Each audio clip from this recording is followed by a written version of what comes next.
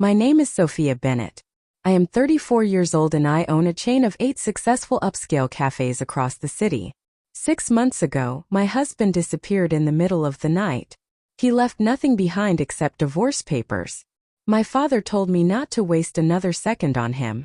He called him a nobody who was dragging our family name down. But I refused to sign. The man I loved would never vanish without a reason. Then, 6 months later, while inspecting the renovation of my newest flagship cafe, I saw him, my missing husband, working there as a simple construction laborer. And when he finally told me why he left that night, my entire world stopped spinning. Before I reveal what really happened, make sure to like this video, subscribe, and drop your city in the comments. Now let's get started. People always say money makes life easier. In my case, it only made everything more complicated. I wasn't born into billions. I built my cafe empire from the ground up. My father owned a few high-end restaurants, and when I turned 28, I took over the family's smaller locations and turned them into the trendy cafe chain everyone now knows.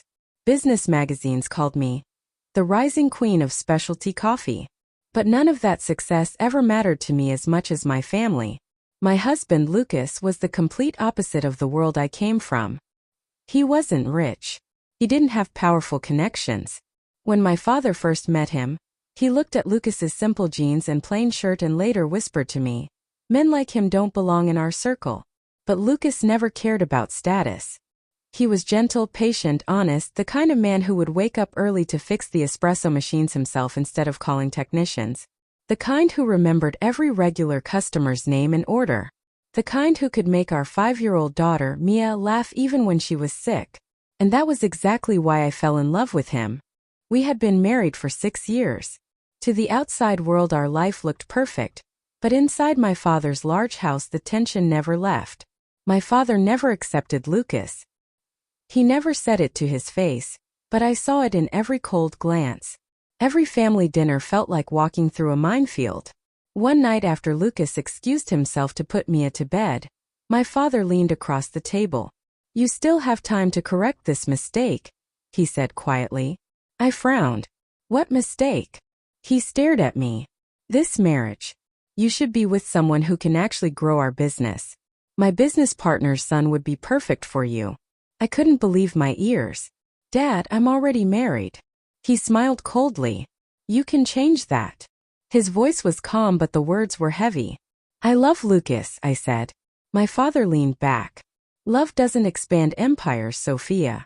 I didn't argue that night, but I never forgot those words. Still, Lucas and I tried to ignore the pressure. We focused on Mia, on our little home, on the quiet evenings when the world felt right. Everything felt normal until that one rainy night when everything shattered. I came home late from a supplier meeting. The house was strangely silent. Usually Mia would run to me the second I opened the door. But that night there was only silence. "Lucas!" called out. No answer. I walked into the living room and saw it. A white envelope on the coffee table with my name written in his handwriting. My hands turned cold as I opened it. Inside were divorce papers, already signed by Lucas. My heart slammed against my ribs. This had to be a mistake. I searched the entire house. His clothes were gone. His phone was off. Even Mia's favorite little backpack was missing. My daughter was gone too. I called him 100 times. Nothing. I called his friends. No one had heard from him. The whole night passed in pure panic. By morning my father showed up at the house. He looked at the papers on the table and simply sighed. "So he finally left," he said. I looked up shocked. "What do you mean finally?" He shrugged. "Men like him always do." My hands were shaking. "He took Mia," I whispered. My father waved it off. "He'll bring her back eventually. Now sign the papers and move on." Anger burned inside me. "He's my husband." My father corrected me instantly. "He was your husband. Sign the papers, Sophia. Don't embarrass yourself chasing a man who clearly ran away." I pushed the documents away. "I'm not signing." His eyes turned hard. "You're being foolish." I folded the papers and placed them back on the table. "I'm not signing anything until I hear the truth from him." My father stared at me for a long moment, then shook his head. "You'll regret this." He thought I would give up after a few days. He didn't understand one simple thing. I loved my husband and I wasn't going to stop looking. Days became weeks. Weeks became months. 6 months passed with no messages, no calls, no trace. Until the day I visited the renovation site of my newest flagship cafe on the west side of the city. It was supposed to be a routine inspection. The new location was going to be the biggest and most beautiful one yet. I had invested heavily in the expansion.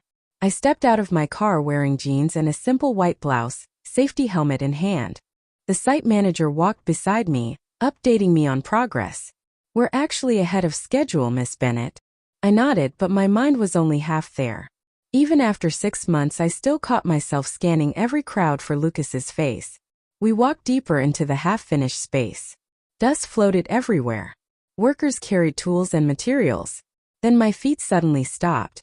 My heart slammed in my chest. Across the open floor, a man was carefully installing wooden panels on the wall. His clothes were covered in dust. His hair was longer. His face was tired. But I knew that face instantly. It was Lucas. My husband, the man who used to sit with me planning cafe menus, was working as a day laborer on my own renovation site. For a second my brain refused to accept it. I started walking toward him, heels clicking on the concrete. He turned slightly while lifting a panel and our eyes locked. The panel slipped from his hands and crashed to the floor. Workers nearby looked over in confusion. Lucas's face went pale. I didn't stop. I kept walking until I was right in front of him. 6 months of silence. 6 months of pain. 6 months of wondering if he ever loved me. Anger exploded inside me. Before I could think, my hand flew up. The sound of the slap cut through the noise of the site. Lucas didn't flinch. He just looked at me with exhausted eyes. "Why?" I demanded, voice shaking. "Why did you do this to us?" Workers had stopped what they were doing. Everyone was staring. I didn't care. "You disappeared. You took our daughter. You left divorce papers like I meant nothing." Lucas stayed quiet for a moment, then said softly, "Sophia, please, not here. Don't tell me where to talk." I shouted. He glanced around at the watching crew, then back at me. "Not here," he repeated quietly. "Please." I stared at him. Maybe he saw I wasn't leaving without answers. He took a slow breath. "Your father came to see me the night before I left." My anger froze for a second. "My father?" Lucas nodded. "He didn't come alone. He brought 2 men with him." A cold feeling spread through my chest. "What are you talking about?" Lucas's voice dropped. "He told me something very simple. If I didn't disappear from your life, he would make sure Mia never celebrated another birthday." The words hit me like ice water. "What?" Lucas didn't look away. "He said I was a stain on the family name. He said I was holding back your success. He wanted you to marry his business partner's son, the same one he had mentioned before." Everything started clicking into place. Lucas continued. "He told me to sign the papers and leave quietly. If I didn't, Mia would disappear." The noise of the construction site faded. Only his voice remained. "So you just left?" I whispered. Lucas nodded, voice cracking. "I thought disappearing was the only way to keep both of you safe. He warned me not to tell you. Said if you ever found out, his people would know." "You've been working here for months?" I asked weakly. He looked down at his dusty hands. "For months. I moved between different renovation crews so your father's men wouldn't find me." I stared at the man in front of me. His hands were rough from labor. His eyes looked older. 6 months of this, not because he stopped loving me, but because my own father forced him to choose between staying and protecting our daughter. "You didn't know," he said softly. I shook my head, tears burning. "No, I didn't." In that moment the truth crashed over me so hard I could barely breathe. My father had watched me cry for 6 months. He had lied to my face every single day. "I thought you stopped loving me," I whispered. Lucas shook his head immediately. "Sophia, I never stopped. Not for 1 second. I left because I thought it was the only way to keep Mia safe." "Where is she?" I asked quickly. His expression softened. "She's safe. She's with my sister. Your father's people don't know where." Relief flooded through me so strongly my legs felt weak. But something much stronger was rising now, pure anger at my father. Lucas watched me carefully. What are you thinking? I wiped my tears. I'm thinking that my father believes he still controls my life. Lucas frowned. Sophia, don't do anything reckless. I looked straight at him. For 6 months I believed you abandoned us.